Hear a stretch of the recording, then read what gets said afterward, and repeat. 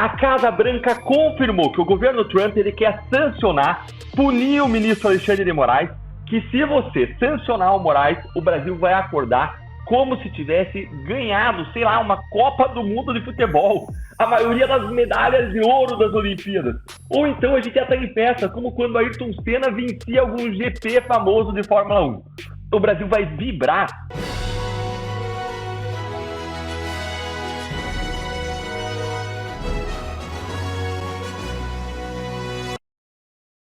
Eduardo Bolsonaro diz que só voltará ao Brasil se os Estados Unidos impuserem sanções a Moraes. Deputado licenciado revelou que pretende prorrogar sua licença na Câmara dos Deputados. Eduardo Bolsonaro afirmou nesta sexta-feira que só volta ao Brasil quando o ministro do Supremo Tribunal Federal, Alexandre de Moraes, sofrer sanções do governo dos Estados Unidos. Ao portal Metrópolis, Eduardo afirmou não ter uma data prevista de retorno ao Brasil. Ele ainda revelou que se mantém no país com recursos próprios e com a ajuda do pai, o ex-presidente Jair Bolsonaro, que repassa parte das doações feitas por apoiadores. Recentemente, Eduardo disse temer pela apreensão do seu passaporte e por uma eventual prisão. Ele ainda afirmou que a Justiça do Brasil comete diversos excessos contra aliados de seu pai e viola direitos humanos nas condenações do 8 de janeiro. Eduardo confirmou que pretende permanecer nos Estados Unidos, mesmo que seja necessário prorrogar sua licença da Câmara dos Deputados. O documento de afastamento apresentado pelo parlamentar tem validade de 120 dias e deve expirar em julho. Se depender de Eduardo Bolsonaro voltar ao Brasil quando Moraes for sancionado, parece que isso está perto de acontecer. Veja o vídeo. Fala, guerreiros! Isso aqui é urgente! A Casa Branca confirmou que o governo Trump ele quer sancionar, punir o ministro Alexandre de Moraes, mas tem uma coisa impedindo isso de acontecer agora: altos riscos. Isso aqui é breaking news. Essa é a informação mais séria e grave que a imprensa brasileira já publicou até agora sobre punições ao ministro Alexandre de Moraes e são insuspeitas, porque quem trouxe isso foi um portal de esquerda, foi o UOL. Nesse nosso encontro com justiça, eu vou te mostrar duas coisas. Primeiro, como a Casa Branca confirmou que o governo Trump quer sancionar Moraes para puni-lo por seu regime de censura. E segundo, eu vou te explicar por que isso não foi feito até agora e quais são os riscos que o Trump está avaliando antes de sancionar o Moraes. Bora lá, então, direto ao ponto pro assunto com esta coluna do Jamil Chad do UOL que eu vou jogar aí para você acompanhar, intitulada Governo Trump avalia sanções contra Moraes, mas alerta para alto risco. A matéria ela começa confirmando que a Casa Branca está com essas punições, essas sanções contra Alexandre de Moraes ali na mesa, sendo avaliadas, mas que considera ser uma situação de alto risco, tanto para interesses estratégicos americanos, quanto para a estratégia política de colocar a direita de volta no poder no Brasil em 2026. E isso é o que eu vou te explicar no final, então fica aqui comigo. Olha a gravidade, gente, do que trouxe o UOL. Acompanha aí, eu vou ler aqui os trechos mais importantes da matéria para você. Fontes do alto escalão da Casa Branca conversaram na condição de anonimato com a UOL e confirmaram pela primeira vez que o tema das sanções existe sim nas considerações do governo. A ideia sobre a mesa é sinalizar que a política externa de Trump vai combater uma suposta censura contra as redes digitais, um ponto considerado fundamental na estratégia da extrema-direita para ampliar sua influência por meio de campanhas de desinformação. Gente, podem ignorar aí a militância dessa coluna do Jamil Chad. Ele é um dos militantes de redação mais radicalizados do Brasil.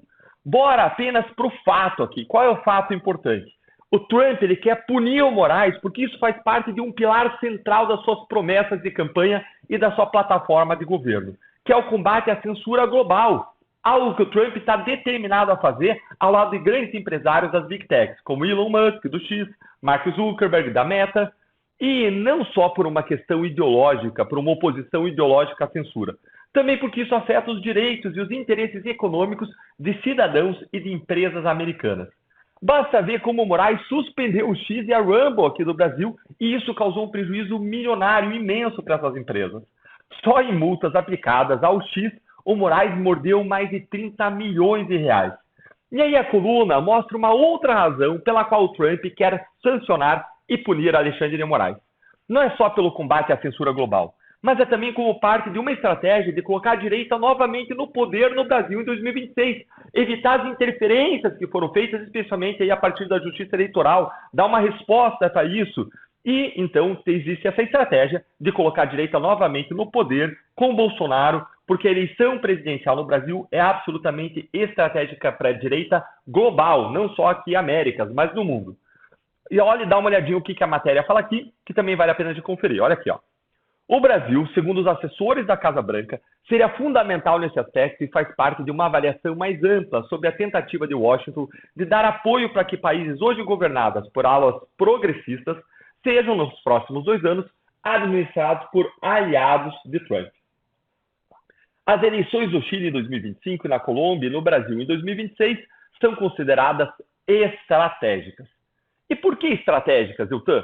Porque aqui no continente americano, a direita já voltou ao poder nos Estados Unidos, na Argentina, está no poder em El Salvador com Bukele, e o Brasil é a maior, mais poderosa e mais importante economia da América Latina e uma das maiores do mundo.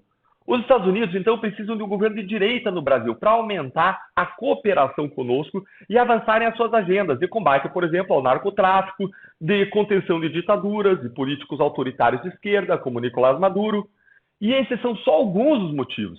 Mas isso já deixa claro como o Brasil é central nesse xadrez político da geopolítica mundial, inclusive por conta da importância ambiental que o Brasil tem por conta da Amazônia. E agora eu quero levar vocês para o segundo ponto que eu prometi para vocês. Por que é que o governo Trump ele não puniu o Moraes até agora, hein? E é aqui que a coluna traz uma consideração de que essas sanções elas são consideradas de alto risco. Vamos dar uma olhadinha nisso, acompanha aí comigo. Mas, tanto no Departamento de Estado como na Casa Branca, a situação de Moraes é também considerada de alto risco para o governo americano. A avaliação de uma ala da Casa Branca é que uma sanção contra o juiz brasileiro poderia unificar uma espécie de frente ampla no país contra qualquer candidato apoiado pelo bolsonarismo. Olha, isso aqui para mim é um erro de julgamento de quem está estudando esse assunto aí. O governo Trump, eu garanto para vocês, vão dizer aí todo mundo em alta voz para o governo Trump, a gente garante para vocês, governo Trump, que se você sancionar o Moraes, o Brasil vai acordar como se tivesse ganhado, sei lá, uma Copa do Mundo de futebol. A maioria das medalhas de ouro das Olimpíadas. Ou então a gente já está em festa, como quando Ayrton Senna vencia algum GP famoso de Fórmula 1. O Brasil vai vibrar, vai ter uma frente ampla no Brasil pedindo para o Trump sancionar mais ministros e quem mais ajudou Moraes no seu regime de censura. E não o contrário. Eu garanto. E se você concorda comigo que o Brasil vai ficar em festa se o Moraes fosse sancionado, senta o dedo no like para mostrar como você explodiria de felicidade se isso acontecesse. Agora, o medo do Trump vem aí do que aconteceu no Canadá. O Trump fez algumas falas aí controversas em relação ao Canadá. Os progressistas da esquerda estavam em declínio no Canadá, mas ele acabou gerando lá um backlash e acabou fortalecendo os progressistas da esquerda no Canadá a partir das suas falas. Então, o que ele quer evitar é que é uma interferência que possa acabar tendo um efeito reverso. Mas eu discordo que isso aconteceria nesse caso do Moraes aqui no Brasil. E vamos ver quais são os outros riscos. Dá uma olhadinha aqui nessa coluna, nessa matéria. Outro aspecto que tem sido avaliado é a questão dos interesses econômicos dos americanos no Brasil. Os investimentos de empresas dos Estados Unidos no país somam 150 bilhões de dólares. E abrir uma crise com o judiciário brasileiro poderia ter uma repercussão negativa para essas multinacionais. Com o Brasil apostando em projetos de infraestrutura e de modernização da sua economia para os próximos anos, os americanos temem ficar de fora de contratos públicos e serem preteridos diante da concorrência de europeus e chineses. Para a Casa Branca, portanto, uma ação contra Moraes precisa ser avaliada dentro de um cenário complexo na relação entre os dois países. Pode ser uma medida que gerará perdas para ambos, afirmou essa fonte aqui do UOL, que tem acesso direto ao Salão Oval. Essa parte, gente, econômica, talvez seja a mais sensível, mas o ponto aqui é o seguinte, é como se o Trump dissesse uma vez aqui, nós, o Brasil, precisamos mais dos EUA do que os EUA precisam de nós. Os Estados Unidos, eles são o segundo maior parceiro comercial do Brasil. Mas sabe onde que o Brasil está na linha de maiores parceiros comerciais dos Estados Unidos? Está em 16º lugar. Gente, é isso mesmo, 16º. Os 3 maiores parceiros aí dos Estados Unidos são México, Canadá e China. Ou seja, os Estados Unidos eles podem tocar os seus negócios com o Brasil com outras centenas de outros países. Eles podem substituir facilmente o Brasil. Enquanto para o Brasil não é a mesma coisa. A gente não consegue se dar o luxo de perder as exportações para os Estados Unidos, muito menos as do agro. Seria um baque econômico gigantesco.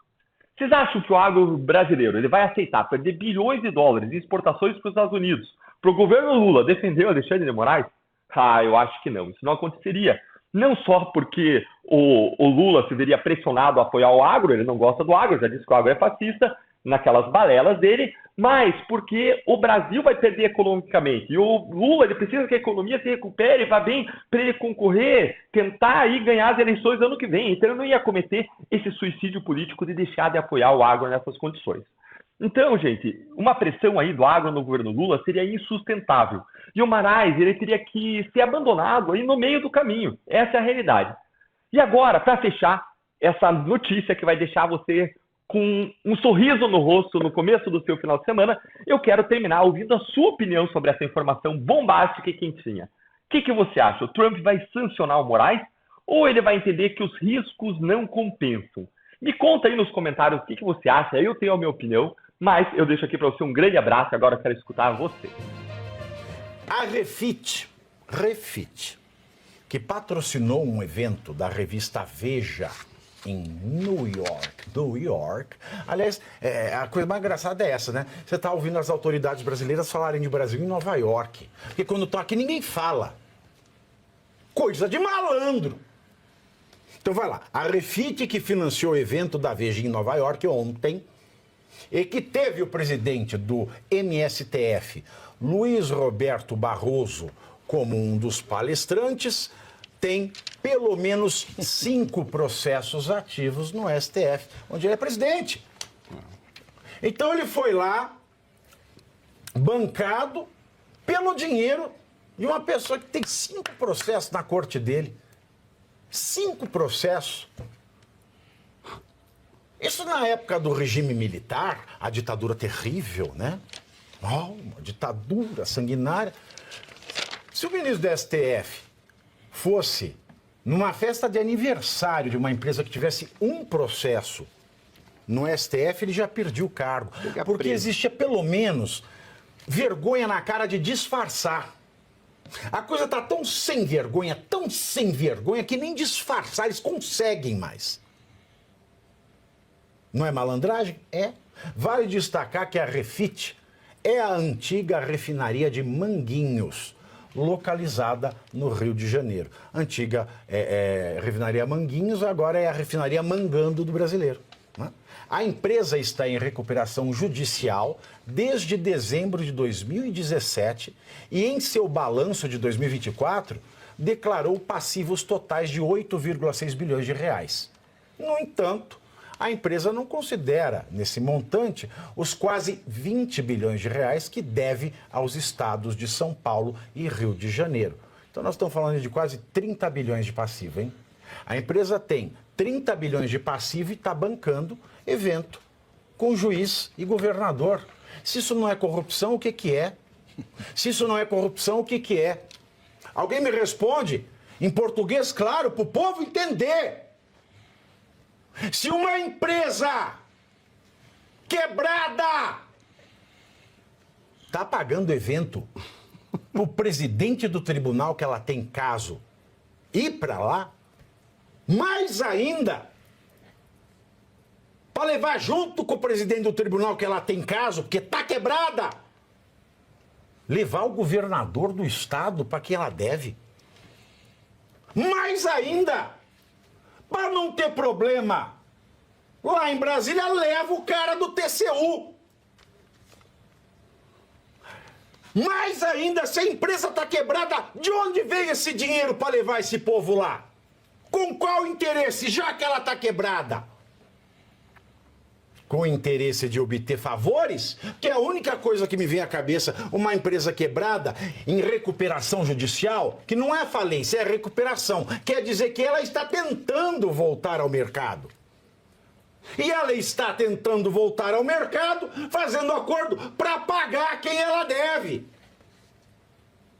Ou ela deve ao Barroso, ou eu não estou entendendo nada. Aí agora eu queria ver o Barroso vir falar sonal. Fala claro com o povo. Tira o ovo cozido da boca. Todos os processos da Refit no STF são recursos que pedem autorização da subida de ações do Tribunal de Justiça para o Supremo. E é justamente Barroso que vai decidir se nega o pedido ou se manda distribuí-lo para um relator por sorteio. Ele já tinha negado antes. E detalhe, hein? O Haroldo Cedras do TCU, esse que está enrolando os aposentados pensionistas, ele elogiou a Refit. A empresa devendo bilhões e ele elogiando.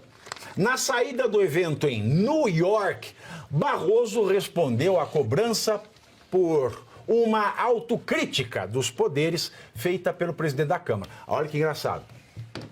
O presidente do tribunal que vai julgar uma empresa quebrada, que ao invés de pagar quem ela deve, estando quebrada, paga para ele ir para Nova York, vai falar, vai rebater a autocrítica. Não, isso para mim, meus queridos, isso para mim é aquela seguinte cena. O marido chega antes em casa, foi viajar, vai fazer uma surpresa para a mulher sem saber que quem surpresa faz, surpreso fica. Entra, está a mulher com outro na cama e a mulher fala, não é isso que você está pensando. Ela o homem encaixado nela, em pelo, e ela fala, não é isso que você está pensando. O Barroso saindo de um evento como esse para rebater a questão da autocrítica, é a mulher enrabada, vista pelo marido, falando, não é isso que você está pensando. Sabe o que o Barroso falou? O presidente do STF, Barroso, ele elogiou o Mota e disse que a Constituição é abrangente, que por isso é muito difícil traçar a fronteira entre o direito e a política no Brasil. Aspas para o Barroso. Para mim é difícil, sabe o quê? Pode até ser difícil traçar o limite da Constituição, da competência STF, mas traçar o limite entre a falta da vergonha da cara e na honestidade é muito fácil. Para mim é muito clara a linha entre a falta da vergonha na cara e a honestidade. E o que o senhor tem, Barroso, é falta de vergonha na cara.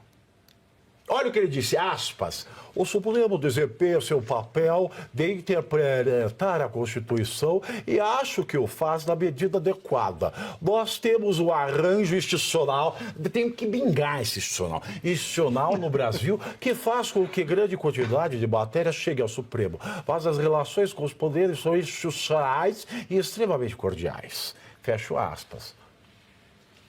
Cordial até demais. Mentira. Ele está tentando desdizer, porque está na moda, o que ele mesmo disse em outro evento lá também nos Estados Unidos, que o Supremo trouxe para si poderes que ele não tem, que a Constituição não dá para ele esses poderes, no sentido de querer civilizar o país. Que eles são os civilizadores. Agora ele está vindo com esse discurso aí, que a Constituição é muito abrangente, que não dá para diferenciar o que é a política do jurídico. Não, ele está desdizendo, porque pegou mal quando ele disse aquilo lá, foi muito comentado, porque ele confessou que eles trouxeram para o Supremo uma competência que a Constituição não dá. Isso, não vou acabar esquecendo, dentro do comentário do Pavinato e o teu, faz só uma piadinha que eu lembro do Jô Soares, o Barroso, quando você citou o caso da tradição, o Jô Soares, certa vez, ele falou de um amigo dele, que disse assim, para qualquer situação tem uma desculpa. Se eu for pego nu na cama com a mulher de outro, entrar, eu explico sempre, enquanto eu estiver de meia. Aí, se eu tiver de meia, eu tenho uma explicação, mesmo que esteja nu fazendo. É o Barroso. Veja, eu não entendi a piada. A piada é muito simples. Ele consegue... Alguém entendeu a piada? Não, mas a piada é muito simples. É parecida com a sua piada. Não é muito clara. Mas isso não é piada minha. Isso é um comentário do Jô Soares. Ele está dizendo assim, para dar desculpa para a coisa errada, você é capaz de fazer tudo, exceto se tiver um elemento que te atrapalhe. O Barroso não tem esse elemento para atrapalhar ainda. Essa é a grande questão. O que ele está dizendo? Eu estou nu, mas eu ainda estou com meia. Eu posso ter uma desculpa ainda porque eu ainda estou com meia. Ele disse que ele é o civilizador. Ok. Meio que meia boca, meia bomba. Como assim? Não, meia de pano meia mesmo. de sockets. Sockets. Pois é. Eu fui alfabetizado em inglês. O Barroso, ele disse que ele é o civilizador. Foi o que ele falou ali. Ele sempre diz, nós somos os civilizadores, esse é o nosso papel. E eles se atribuem esse papel porque eles olham para a sociedade e dizem assim, é uma sociedade de incultos e as lideranças representam exatamente a escolha dessa sociedade de incultos. Ele lembra muito bem aqueles autoritários da década dos 20 que diziam, nós temos que construir a sociedade, porque nós somos os iluminados, nós somos aqueles que têm cultura. Quando o Barroso chega e ele vai participar deste evento, é um evento pago por uma empresa quebrada, que não deveria estar pagando eventos. De onde que ela tira dinheiro para isso? Mas tudo bem, ela paga. Deve por volta de 20, 30 bilhões? Para ela é um investimento. Para ela, se ela perder 400 milhões numa ação pagando advogado, não é nada. Desde que ele consiga ganhar os 30.